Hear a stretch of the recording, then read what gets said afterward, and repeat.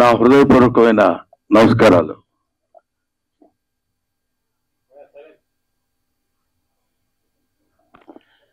ఈరోజు నేను ముఖ్యంగా ఇక్కడికి రావడానికి రీజన్ ఏంటంటే, ఈ సినిమా చూడటానికి కూడా రావడానికి రీజన్ ఒకటి ఉంది, ఒక కారణం. అదేంటంటే, పూర్వ ఆశ్రమంలో నేను లెక్చరర్గా పనిచేశాను. విద్య అంటే ఏంటి, ఎడ్యుకేషన్ అంటే ఏంటి, ఎందుకు మనం చదువుకోవాలి, ఎలా చదువుకోవాలి అని తెలుసుకున్నాను. తెలుసుకున్న తర్వాత అధ్యాపకుడు అయిన తర్వాత, అది విద్యార్థి దశలో ఉన్నప్పుడు తెలుసుకుని అధ్యాపకుడు అయిన తర్వాత విద్య ఎలా చెప్పాలి, ఎలా చెప్తే పిల్లలు అనే భావంతో కొంతకాలం అధ్యాపకుడిగా పనిచేశాను. దాని తర్వాత భగవంతుడి ఆశీస్సుల వల్ల, ఆయన నిర్ణయం వల్ల నేను ఈ సినిమా ఇండస్ట్రీకి వచ్చి సినిమా నటుడయ్యాను, అందున హాస్య నటుడయ్యాను. ఈ పాయింట్ ఎందుకు చెప్తున్నానంటే, యూనివర్సిటీ అనే పేరు, అసలు యూనివర్సిటీ అంటే ఏంటి? యూనివర్స్ అంటే విశ్వం. విశ్వం అంటే అన్ని గోళాలతోటి, అన్ని ఖగోళ శాస్త్రానికి సంబంధించినటువంటి ఈ మొత్తం ఒక భూమి అనేటువంటి గ్రహమే కాకుండా విశ్వాంతరాళాల్లో ఉన్నటువంటి గ్రహాలన్నిటికీ సంబంధించినటువంటి జ్ఞానాన్ని నేర్పేటువంటిది ఆలయం, విద్యాలయం. అదే విశ్వవిద్యాలయం, అదే యూనివర్సిటీ. అటువంటి యూనివర్సిటీ అనేటువంటి పేరుని ఇప్పుడు ఎటువంటి విశ్వవిద్యాలయాలు అయ్యాయి అని చెప్పడానికి ఎంతో ఎంతో కృషి చేసి, దానిలో రీసెర్చ్ చేసి, మనందరికీ అందులో జరుగుతున్నటువంటి అవినీతిని, అప్పట్లో మనకు విశ్వవిద్యాలయాలంటే కాశీ విశ్వవిద్యాలయం అని పెద్ద పేరు, బెనారస్ యూనివర్సిటీ అని. ఎక్కడెక్కడి నుంచో అన్ని దేశాల నుంచి మన దేశం వచ్చి చదువుకుని వెళ్ళిపోయేవాడు.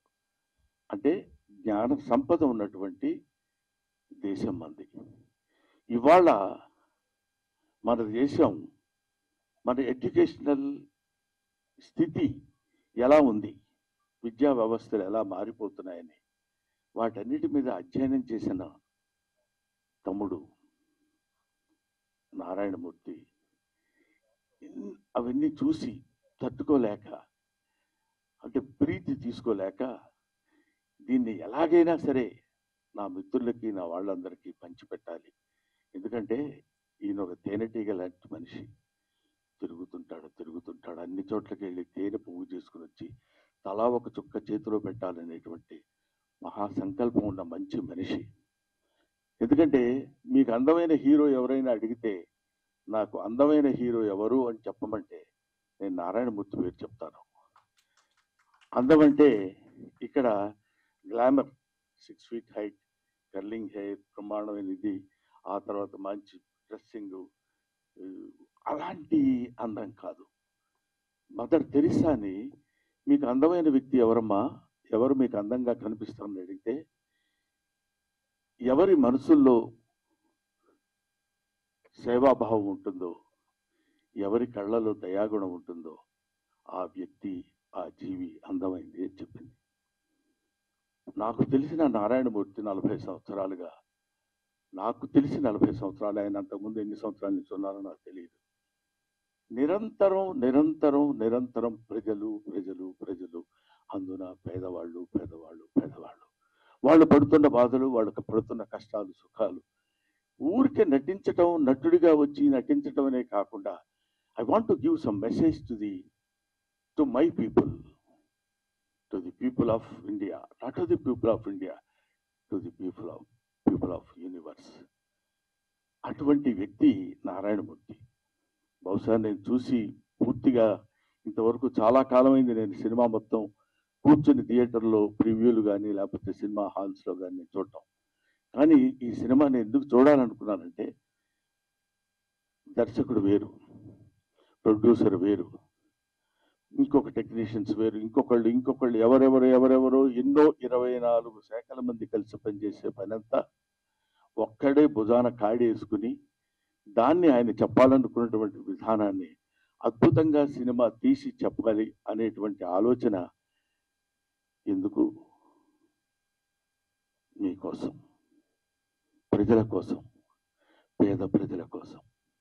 ఈ సినిమా చూస్తున్నంతసేపు నాకు అనిపించింది, ఇందులో ఒక అద్భుతమైన ఎమోషన్స్ ఉన్నాయి. తండ్రి కూతురు, తండ్రి కొడుకు, ఆ తండ్రి చదివించి ఆ తండ్రి చేసినటువంటి త్యాగం, ఆ తండ్రి కోసం కొడుకు చేసినటువంటి త్యాగం, ఇలాంటి ఎమోషన్స్, ఆల్ ఎమోషన్స్ ఒక చోటికి తీసుకొచ్చి ఎంత దారుణంగా హ్యూమన్ ఎమోషన్స్తో ఆడుకుంటుంది వాళ్ళ ఈ సొసైటీ అని, అవినీతి బంధుప్రీతి చీకటి బజారు అలుముకున్న ఈ దేశం ఎటు దిగజారు అన్నాడు శ్రీశ్రీ 50 ఏళ్ల క్రితం అనుకుంటా. కాబట్టి ఇవాళన్న మాట కాదది.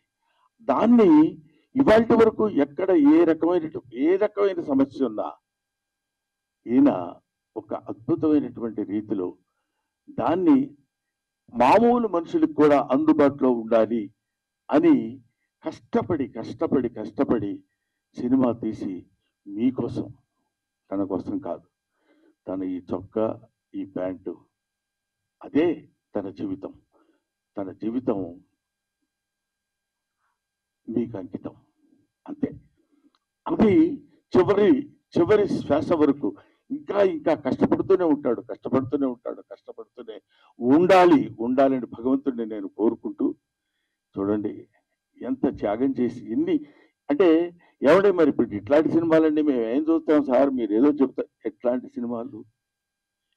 ఇదేమి నిజానికి దూరంగా ఉన్న సినిమా కాదు, ఇల్యూజన్లో ఉన్న సినిమా కాదు, ఊహించుకున్న ఒక అందమైన అద్భుతమైనటువంటి సుందరాంగి సినిమా కాదు. హాయిగా తలారా స్నానం చేసి వచ్చి ఒక నేత చీర కట్టుకున్న స్త్రీలా ఉన్న సినిమా ఇది, ఒక అందమైన స్త్రీలా ఉన్న సినిమా. అందులో నిజాలుంటాయి, వెతుక్కోండి. అందులో బూతులుండవు, జీవితపు లోతులుంటాయి. చూడండి, వెతుక్కోండి, బావిలో బకెట్ వేసి తోడుకోండి.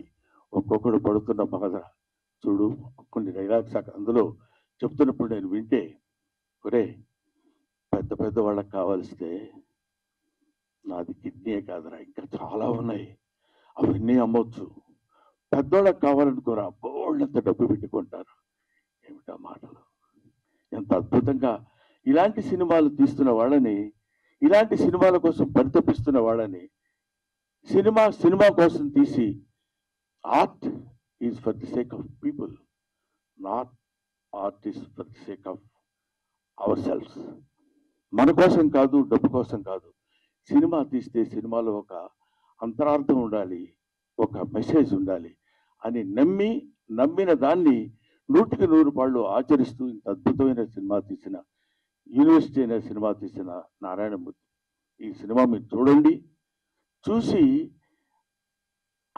ఆనందించండి అనే పదం నేను చెప్పలేను. చూసి అర్థం చేసుకోండి, చూసి ఆచరించండి. నారాయణమూర్తి లాంటి మంచితనం, మానవత్వం పరిమళించిన నారాయణమూర్తిని ఆశీర్వదించండి.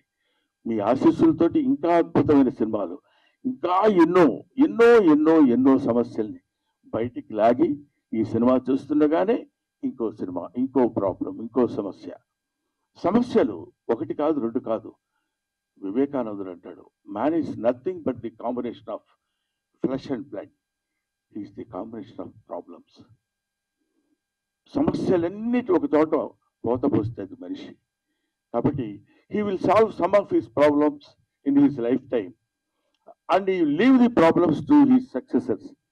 They will take the problems, they will solve the problems and they will go away. But solve the problem is unending chain. దాన్ని భుజానేసుకుని, అదే ఇందాక సినిమాలో కూడా ఒక సంభాషణలో తోట చెప్తాడు, పిల్లలందరూ యేసు ప్రభువులు అంటే యేసు క్రీస్తు సిలువను మోసినట్టు ఆ పుస్తకాల బరువు మోసుకుంటూ వెళుతున్నాడని, సమాజం బరువు మొత్తాన్ని భుజానేసుకుని మొయ్యాలి అనేటువంటి బాధతోటి, భావనతోటి, ఆలోచనతోటి మీ ముందుకొచ్చి మీకు సినిమాలు చూపించి ఆ సినిమా బాగుందని నలుగురు మెచ్చుకుంటే ఆనందపడి అదే ఆనందంతో ఆ చప్పట్లే కదరా ఆకలిగా ఉన్న కళాజీవికి పంచపక్ష పరమాణాలు అంటాడు. కాబట్టి అటువంటి ఆకలితో ఉన్నటువంటి నారాయణమూర్తి యొక్క జిజ్ఞాసని మీరందరూ మంచి ఊతాన్నిచ్చి మంచి ఫలితాన్నిచ్చి మంచి ఆదరణ చూపిస్తే ఇంకా ఇంకా ఇంకా ఎన్నో మంచి సినిమాలు తీస్తాడని, ఇలాంటి యూనివర్సిటీ లాంటి సినిమాలే కాదు, ఎక్కడ ఎక్కడ ఎక్కడెక్కడ కన్ను రవిగానలతో కవిగాంచునయ్యాడని అంటాడు. సూర్యుడు కనిపించినటువంటి ప్రదేశాల్లో కూడా వెళ్ళి నిజంగా ఆ సినిమాలో చెప్తుంటే పేపర్ లీకేజ్ మామూలు విషయం అది. అబ్బా, అలాంటి పేపర్ లీక్ చదువు సంధ్య లేని నిజంగా ఆ పేపర్ రాయటం వల్ల వాడికి ఉద్యోగం వస్తుందనేమో కానీ అందులో ఒక చోట చెప్తాడు వాడికి డాక్టరీ వృత్తి రాదు, వైద్యం చేస్తాడు. బిల్డింగులు కట్టడం రాదు, ప్రాజెక్టు కట్టడం రాదు, ఇంజనీర్ అవుతాడు. ఏమైపోతుంది? వేర్ ఇట్ కంట్రీ గోస్, ఈ దేశం ఏమైపోతుంది అనే తపన చాలా మందికి ఉంటుంది.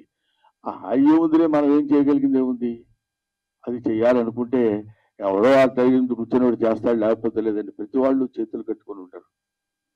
నా వంతు సాయం నేను చెయ్యాలి అని తన వంతు సాయం చేస్తున్నటువంటి వ్యక్తి నారాయణమూర్తి. అందుకనే ఇలాంటి నారాయణమూర్తి లాంటి వ్యక్తులు, వీళ్ళు వ్యక్తులు కాదు, వీళ్ళు ఒక శక్తులు. వాళ్ళు నిరంతరం పోరాడేటువంటి ఇది. వీళ్ళు ఎలాంటి వాళ్ళంటే మా గోదావరి భాషలో చెప్పాలంటే పులస చేపలు అంటే వాళ్ళు. పులస చేపకు చాలా వాల్యూ ఉంటుంది, విపరీతమైన ఖర్చు, అంత రేటు ఉంటుంది. ఎందుకు ఉంటుందంటే ఒకసారి ఒళ్ళంతా గగురు పొడిచేది పాపం. అయ్యో అమ్మాయి చచ్చిపోయింది, అయ్యో వాడిని అలా చంపేశారే, అయ్యో వీడిని ఇలా అని వీళ్ళ అకృత్య విన్యాసాలకి బలైపోయినటువంటి వత్సులు ఎంతో మంది మహానుభావులు, పిల్లలు, పసివాళ్ళు ఉన్నారే. వాళ్ళ కోసమైనా మీరు ఈ సినిమా చూడండి. మీరు ఒక్క ఆలోచన, అబ్బా నిజమే కదా, మనం కూడా ఇలా ఉండకూడదు. చూడండి, తండ్రి రారాని వీడు మాస్టారు సారీ చెప్తారు, మీరు సారీ కాదు, మీరు సారీ చెప్పి వెళ్ళిపోతే కుదరదండి అని ఆయన చేత డైలాగ్ చెప్పిస్తారు ఒక తండ్రి చేత. ఫంటాస్టిక్. ఏమైనా ఇటువంటి అద్భుతమైనటువంటి సినిమాలు ఇంకా ఇంకా ఎన్నో భవిష్యత్తులో నారాయణమూర్తి గారు తీసి ఆయన మీ ఆశీస్సులు పొంది చిరస్థాయిగా ఉండిపోవాలని మనస్ఫూర్తిగా నేను కోరుకుంటూ, దిస్ కంట్రీ మస్ట్ బి రీఎడ్యుకేటెడ్. ఈ దేశాన్ని మళ్ళీ బడిలో వేయాలి. Thank you very much.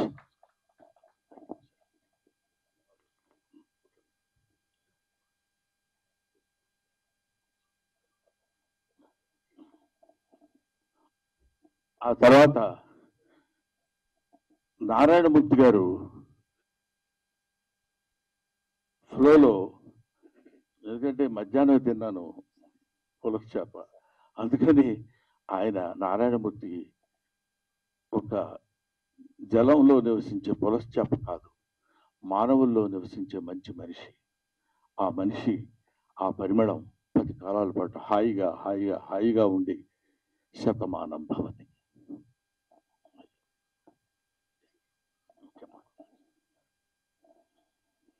మీ ఆశీర్వాదానికి వందనాలు సార్. మిత్రులారా, మన తెలుగు చలచిత్ర పరిశ్రమలో కస్తూరి శివరావు గారు ఎలా చూశాం, రేలింగ్ గారు ఎలా చూశాం, రమణారెడ్డి గారు ఎలా చూశాం, అల్లు రామలింగ గారు ఎలా చూశాం, పద్మనాభం రాజబాబు గారు ఎలా చూశాం, బ్రహ్మానందం గారు ఎలా చూస్తున్నాం. ఆయన మహానటుడు, మహాజ్ఞాని, అన్నింటిని మించి మాస్టర్. అందుకే నా యూనివర్సిటీ పేపర్ లీక్ సినిమాని, ఆ లోగోని బ్రహ్మానంద గారిని విజ్ఞప్తి చేసి ఆయనతో నేను రిలీజ్ చేసుకున్నా. సినిమా రెడీ అయ్యింది, నేను వెళ్ళా, అయ్యా తమరి సినిమా చూడాలి, తమరికి ఏమాత్రం నచ్చినా సరే దయచి మీరు చెప్పాలి నాకు మంచి మాటలు, నా సినిమాకి అది ఎంతో హెల్ప్ అవుద్ది, ప్రమోట్ అవుద్ది అని నేను విజ్ఞప్తి చేసిన వెంటనే నా విజ్ఞప్తిని మన్నించి వారు రావడం, ఇంత బిజీలో కూడా రావడమే కాదు, సినిమా చూసి ఇంత బ్రహ్మాండంగా మెచ్చుకొని నన్ను ఆశీర్వదించడం, ఇంకా ఇలాంటి సినిమాలు తీయడానికి ప్రేక్షదేవులు నాకు శక్తిని ప్రసాదించాలని వారు మరి చెప్పడం, ఇవన్నీ నా గురించి ఆయన చెప్తుంటే నాకు నిజంగా ఆనంద బాష్పాలతో ఆయన యొక్క ఆశీర్వాదానికి నా పట్ల ఆయనకున్న అభిమానానికి, నా ఎడల ఆయన చూపిస్తున్న ఆదరణకి నేను పత్రికల ముందు, మీడియా ముందు, ప్రేక్షక దేవుళ్ళరా వారికి నేను శిరస్సు ఉంచి దండం పెడుతున్నా. Thanks a lot sir. మిత్రులారా, యూనివర్సిటీ పేపర్ లీక్ ఈ సినిమా ఆగస్టు 22వ తారీఖు రిలీజ్ అవుతుందండి. దాన్ని చూడండి, ఏమాత్రం బాగున్నా ఆదరించండి. నెంకెలా చిత్రాలు తీయడానికి శక్తిని ప్రసాదించండి. మీడియా మిత్రులు థ్యాంక్స్ ఎ లాట్. సతీష్ గారు థ్యాంక్స్ ఎ లాట్. మీ అందరికీ నా వందనాలు చెప్తున్నా, వేనవేల వందనాలు. ధన్యవాదం సార్. ఒక్క విషయం, ఇవాళ నేను గొప్పవాడిని చెప్పడం కోసం చెప్తున్నాను. నేను ఎంత గొప్పవాడంటే, ఇవాళ మా రెండో అబ్బాయి వెడ్డింగ్ యానివర్సరీ. ఇప్పుడు ఇంట్లో ఫంక్షన్ జరుగుతుంది. యానివర్సరీ వాళ్ళంతా బంధువులు అందరూ వస్తారు కదా, ఏదో దానికి నేను ఆలోచించింది ఏంటంటే, గొప్పవాడిని ఊరికే వ్యంగ్యంగా అన్నాను, నిజంగా అనుకునేది పంపదీసి. అలా కాదు, నేను ఇక్కడ వచ్చి నారాయణమూర్తి గారికి ఇచ్చిన మాట ప్రకారం 18వ తారీఖున నేను ఈ కార్యక్రమానికి రావాలి అనే ఐడియాతో నేను వచ్చాను. ఎందుకంటే నారాయణమూర్తి గారు అంతటి మంచి పనులు నేను చేయలేను కూడా, చేస్తానో లేదో కూడా తెలియదు. కనీసం ఇలాంటి మంచి పనులు చేసే వాళ్ళ దగ్గరికి వచ్చి వాళ్ళ మంచి పని గురించి నలుగురు చెప్పడం అనేది, దానికోసం పెద్ద భయంకరమైన త్యాగం చేసింది కూడా ఏం లేదు అనే ఆలోచనతో చెప్తున్నాను. ఇప్పుడు నేను అర్జెంటుగా మళ్ళీ అక్కడికి వెళ్ళి, వాళ్ళు ఏదో చిన్న ఫంక్షన్ లాంటిది ఉంటే, అది ఫ్యామిలీ ఫంక్షన్ కాబట్టి దానికి నేను వెళ్ళాలనే అభిప్రాయంతో నారాయణమూర్తి గారిని అభ్యర్థించి, ఇంత మంచి మనిషి, నిలువెల్లా మంచి మనిషి, ఇప్పుడు అంటే నేను కొన్ని చెప్పాలో వద్దో తెలియదు కానీ, బట్ నాకు తెలిసిన నారాయణమూర్తి గారు ఆ రోజు నుంచి ఈ రోజు వరకు అవే చెప్పులు, అవే ప్యాంట్ షర్టు, అదే ఆటో. ఒక్క సినిమా హిట్ అయితే ఏ రకంగా మనం ప్రవర్తిస్తున్నామో ఈ రోజుల్లో మనకు తెలుసు. 2 సినిమాల్లో మంచి పేరు వస్తే ఎలా ప్రవర్తిస్తున్నామో మనకు తెలుసు. ఒక దశాబ్దం కాలం మనం సినిమాల్లో ఉండి నటించి మంచి పేరు వస్తే మన ప్రవర్తన ఎలా ఉంటుందో మనకు తెలుసు.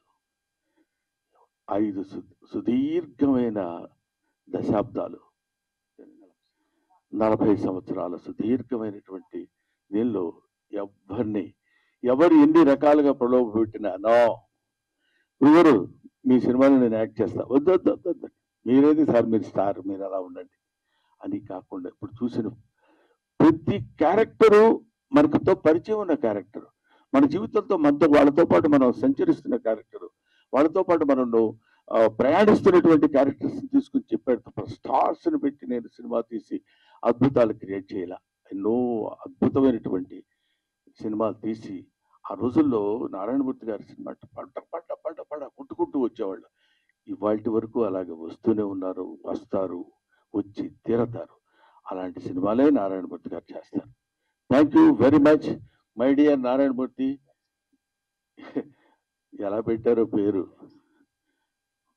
నాకు వెంకటేశ్వర స్వామి అంటే ఇష్టం, నారాయణమూర్తి అంటే ఇష్టం. ధన్యవాదాలు మీకు.